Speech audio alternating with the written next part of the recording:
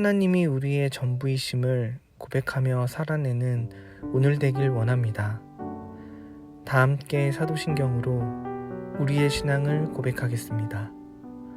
전능하사 천지를 만드신 하나님 아버지를 내가 믿사오며 그 외아들 우리 주 예수 그리스도를 믿사오니 이는 성령으로 잉태하사 동정녀 마리아에게 나시고 본디오 빌라도에게 고난을 받으사 십자가에 못 박혀 죽으시고 장사한 지 사흘 만에 죽은 자 가운데서 다시 살아나시며 하늘에 오르사 전능하신 하나님 우편에 앉아 계시다가 저리로서 산자와 죽은 자를 심판하러 오시리라.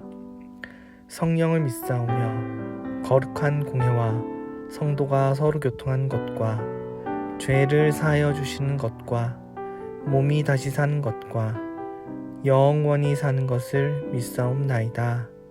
아멘.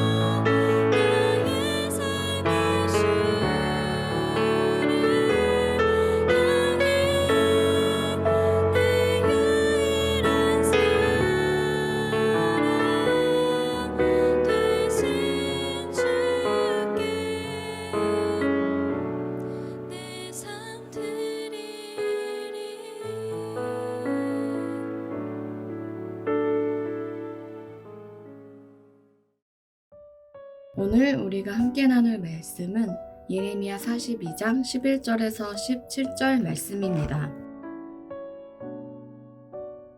여호와의 말씀이니라. 너희는 너희가 두려워하는 바벨론의 왕을 겁내지 말라. 내가 너희와 함께 있어 너희를 구원하며 그의 손에서 너희를 건지리니 두려워하지 말라. 내가 너희를 불쌍히 여기리니 그도 너희를 불쌍히 여겨 너희를 너의 본향으로 돌려보내리라 하셨느니라. 그러나 만일 너희가 너희 하나님 여호와의 말씀을 복종하지 아니하고 말하기를 우리는 이 땅에 살지 아니하리라 하며 또 너희가 말하기를 아니라 우리는 전쟁도 보이지 아니하며 나팔 소리도 들리지 아니하며 양식의 궁핍도 당하지 아니하는 애굽 땅으로 들어가 살리라 하면 잘못되리라. 너희 유다의 남은 자여, 이제 여호와의 말씀을 들으라. 만군의 여호와 이스라엘의 하나님께서 이와 같이 말씀하시되 너희가 만일 애굽에 들어가서 거기에 살기로 고집하면 너희가 두려워하는 칼이 애굽 땅으로 따라가서 너희에게 미칠 것이요 너희가 두려워하는 기근이 애굽으로 급히 따라가서 너희에게 임하리니 너희가 거기에서 죽을 것이라.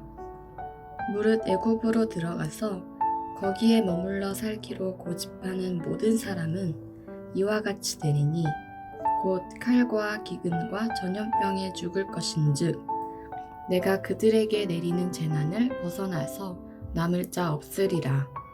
아멘. 반갑습니다. 오늘 예레미야 42장 11절부터 17절을 중심으로 마음을 담아라는 주제의 말씀을 함께 나누겠습니다. 요하나는 바벨론이 두려워서 애굽으로 가려고 했고 그거는 마치 남유다가 멸망하기 직전의 시드기야 왕과 너무나 똑같은 모습이었습니다. 그들이 예레미야에게 나와서 하나님의 뜻에 대해서 물었을 때 하나님께서는 예레미야를 통해서 그들에게 말씀을 주셨는데 역시 시드기야에게 주셨던 말씀과 너무나 똑같았습니다. 너희가 정말 두려워해야 되는 것은 바벨론이 아니라 바벨론을 두려워하는 그 마음이다. 이런 말이죠. 11절을 보시면 여호와의 말씀이니라. 너희는 너희가 두려워하는 바벨론의 왕을 겁내지 말라. 내가 너희와 함께 있어 너희를 구원하며 그의 손에서 너희를 건지리니 두려워하지 말라. 내가 너희를 불쌍히 여기리니 그도 너희를 불쌍히 여겨 너희를 너희 본향으로 돌려보내리라 하셨느니라. 너희는 바벨론을 두려워할 필요가 없다. 이렇게 말씀을 하시는데요. 그 말은 너희가 믿음으로 바벨론을 이길 수 있다. 니네 왜 못 믿냐? 이런 말이 아닙니다. 니네 얼마나 강력한 존재인지 니네 모르냐? 이런 말이 아니고 하나님과 함께하는 자가 왜 세상을 두려워하냐? 이런 말입니다. 이게 비슷한 말인 것 같은데 아니요, 다른 말입니다. 다시 말해서 너희가 두려워하고 경계해야 되는 것은 세상에 속한 무언가가 아니라 너희보다 더 강력한 누군가가 아니라 그거를 두려워하고 있는 너희 속에 있는 그 마음이라는 겁니다. 그 마음은 하나님에 대한 믿음 없음 때문에 생겨나는 마음인데 너희는 여전히 세상에 대한 두려움, 그 마음에 하나님 없음으로 인한 두려움으로 꽉 차 있다는 거죠. 그러지 마라. 하나님을 믿어라. 이렇게 말씀을 주시는 겁니다. 너희가 나와 함께함으로 세상을 두려워하지 않는 자가 될 때 그게 성도의 기쁨이고 특권이고 성도의 마땅한 누림이 아니겠느냐 이렇게 말씀을 주시는 겁니다.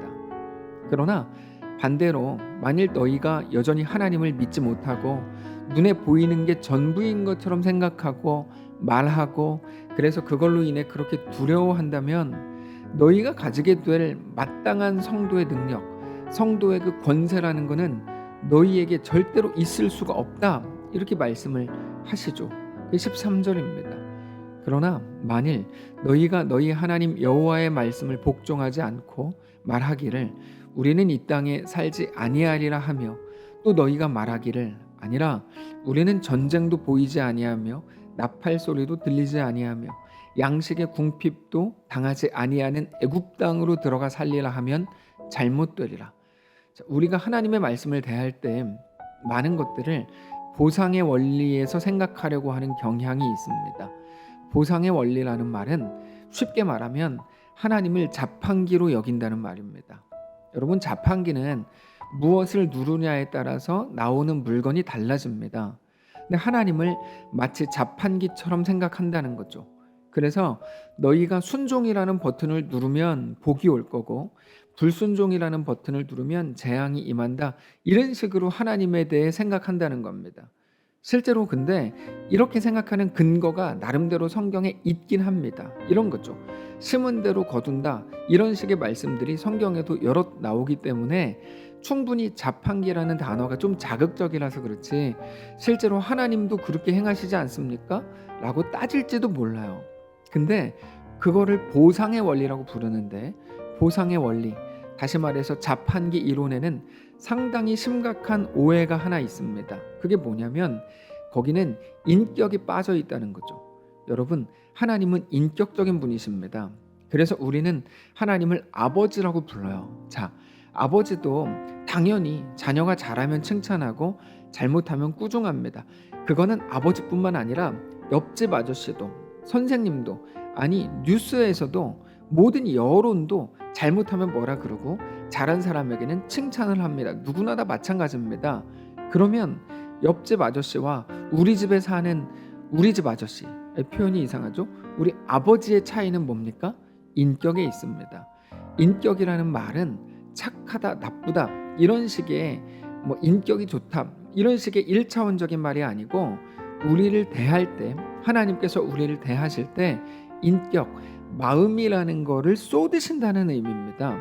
그래서 우리가 하나님에 대해서 전인격적인 하나님 이런 식의 표현을 쓰는데, 그 말은 말 그대로 우리 삶의 모든 부분에 대해서 하나님께서 하나님의 마음을 담으신다는 말입니다. 하나님의 마음을 담아서 우리를 대하신다는 거죠. 어떤 부분에서? 우리 모든 부분에 대해서. 우리의 관계, 우리의 혹은 성적, 우리의 건강, 우리의 현재 모든 상황, 재정 상태, 우리 미래 등등 우리 모든 부분에 대해서 하나님은 우리에게 마음을 담아서 우리를 대하신다고요. 그게 인격적인 하나님이라는 말의 의미입니다. 자판기에는 마음이 없고 인격도 없습니다. 관계라는 게 없습니다. 그냥 무언가를 누르면 누른 그게 나오도록 세팅이 돼 있을 뿐입니다. 그래서 누르면 나오는 거죠. 근데 하나님은 그렇지 않습니다. 그래서 오늘 본문의 이 말씀을 볼 때도 마찬가지인데요. 너희가 하나님의 말씀에 순종하면 잘 될 거고 불순종하면 망한다, 이렇게 생각할 수 있습니다. 근데 하나님의 말씀을 대할 때는 절대로 거기서 멈추면 안 됩니다. 그러면 하나님을 우리 아버지 하나님이 아닌 적당히 상벌적인 관계로서만 세팅되어 있는 자판기로 취급하게 되는 거죠. 우리가 순종할 때 우리에게 복이 임한다, 맞는 말이죠. 근데 거기에서 순종이 뭔지, 우리가 얻게 될 복은 무엇인지를 꼭 짚고 넘어가야 되는 거예요. 순종은 뭡니까? 하나님이 시키시는 대로 하는 게 아니라, 순종은 하나님을 믿는 겁니다. 그리고 믿음으로 행하는 겁니다. 그래서 성경에서도 순종이라는 것에 대해 설명하실 때 아버지가 두 아들에게 오늘 포도밭에 나와서 일 좀 해라 이렇게 하죠. 첫째는 네 하고 안 갔고, 둘째는 싫어요 라고 하고 돌이킨 후에 포도밭에 나갑니다. 아마 둘째는 투덜거렸을지도 모르죠. 그럼에도 불구하고 그 둘째가 진짜 순종한 거예요. 왜요? 그가 시키는 대로 했으니까? 아닙니다. 순종에는 돌이킴이 핵심입니다. 돌이킴은 오직 믿음으로만 가능한 겁니다. 그래서 전에도 몇 번 말씀을 드렸지만, 만일에 둘째가 처음부터 네 하고 갔다면 거기에는 순종을 설명할 부분이 없는 겁니다. 돌이킴이 없기 때문에. 오늘 본문이 그래요. 순종하면 복이 임한다. 여러분, 순종은 뭐라고요? 돌이킴이라고요. 돌이킴은 무엇으로 합니까? 믿음으로 하는 거죠. 자, 이스라엘 백성들은 바벨론이 두려웠습니다. 그러니까 이제 돌이킴이 나올 수 있고 순종이 나올 수 있는 기회가 생긴 거죠. 그들이 하나님을 믿고 그 두려움에서 돌이켜서 바벨론을 두려워하지 않고 애굽으로도 가지 않는다면, 아니 바벨론이 두렵다고 하더라도 믿음으로 애굽으로 향하지 않는다면 그게 복인 거죠. 그게 순종이고 그게 믿음으로만 할 수 있었던 돌이킴이고 그게 복인 거죠. 여러분, 순종의 결과 복이 임하는 게 아니고요. 순종이 복입니다. 믿음이 복이고 돌이킴이 복인 거예요. 그래서 순종하면 그때 거기에서 어떤 콩고물이 떨어지고 그게 복이구나 이렇게 되는 게 아니고, 하나님으로 인해 세상을 두려워하지 않게 되는 그 복을 얻고 누리게 되는 거죠. 성경의 모든 말씀들이 다 그렇습니다. 그래서 성경의 메시지는 언제나 어디로 갑니까? 하나님을 믿어라, 여기로 가죠. 믿으면 너희에게 대단한 어떤 건강의 복, 재물의 복, 무슨 복, 이렇게 복을 받는 게 아니고, 믿음이라는 버튼을 누르면 복이라는 물건이 나오는 게 아니고 믿음이 복이다 이거야. 믿음을 누리는 겁니다. 그러면 그 사람을 보고 세상이 뭐라고 말해요? 세상이 감당치 못하는 사람이다 이렇게 말하는 거죠. 그래서 끊임없이 성경은 우리들에게 하나님의 말씀을 들어라, 하나님을 믿어라, 고집을 부리지 마라, 주님만 신뢰해라, 끊임없이 그렇게 말씀을 하시는 겁니다. 그냥 순종이라는 버튼을 눌러주기를 하나님은 기다리시는 게 아니고, 그래서 믿음을 가지라고 요구하시고, 그렇게 되는 우리의 모습을 위해서 모든 일들을 허용하시면서까지 그 순간에도 우리와 함께 견디시는 거죠. 그래서 15절부터 보시면 이렇게 말씀하세요. 너희 유다의 남은 자여, 이제 여호와의 말씀을 들어라.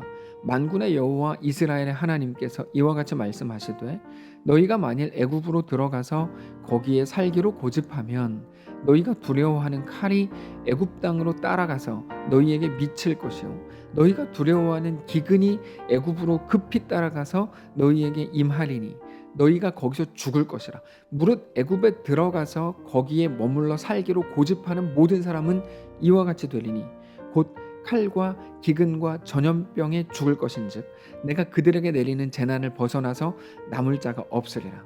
사랑하는 성도 여러분, 오늘 말씀의 전체적인 흐름이 어떤 것인지 꼭 기억하시기 바랍니다. 오늘 이 말씀 앞에 서십시오. 하나님은 어떤 상벌로 세팅되어 있는 기계가 아닙니다. 자판기가 아닙니다. 우리 하나님은 인격적인 하나님이십니다. 우리 삶에 하나님의 마음을 담으십니다. 우리 앞에 있는 모든 상황들 속에서 우리가 두려워해야 될지도 모릅니다. 아니, 두려워하게 될지도 모릅니다. 그러나 두렵다면 그 순간이야말로 비로소 믿음을 발휘할 기회입니다. 오직 모든 상황 속에서 우리 주 하나님을 믿음으로 바라보시기를 바랍니다. 그렇게 하나님의 자녀로 이 땅을 명예롭고 영광스럽게, 세상에 대한 두려움으로 꽉 차 있는 게 아니라 하나님에 대한 담대함과 그 자유함으로 꽉 채워진 귀한 주의 백성들 되시기를 바랍니다. 한번 기도하겠습니다. 살아계신 하나님, 감사합니다. 우리에게 오늘 이 말씀을 주시니 감사합니다. 우리 앞에 있는 모든 상황 속에서 믿음으로 주님과 동행하기를 원합니다. 두려움이 앞설 때가 많습니다. 애굽으로 도망가고 싶습니다. 바벨론이 너무 무섭습니다. 근데 그러므로 그 믿음의 발휘, 오늘 우리의 삶에 일어날 수 있기를 원합니다. 하나님 붙드시고 모든 일들 속에서 하나님만을 믿음으로 바라보는, 그렇게 주님과 더 담대하고 넉넉하게 이 땅을 살아내는 모든 성도들 될 수 있도록 인도해 주시옵소서. 특별히 명절입니다. 하나님 은혜를 주셔서 모든 가정들마다 믿음으로 꽉 채워지는 귀한 이야기들이 늘어나게 하시고 믿음의 도전이 생기며 주님과 함께 그 길을 걷게 되는 믿음의 명문가 되도록 축복하시옵소서. 감사드리며 살아계신 예수님의 이름으로 기도합니다. 아멘. 사랑하는 성도 여러분, 하나님께서 오늘 하루를 우리에게 허락하셨습니다. 믿음으로 주님과 함께 동행하시기를 바라고, 어떤 상황에서도 주님만 바라보며 오직 하나님과 함께 기뻐하고 주님과 함께 그 길을 걷는 모든 성도들 되시기를 축복합니다.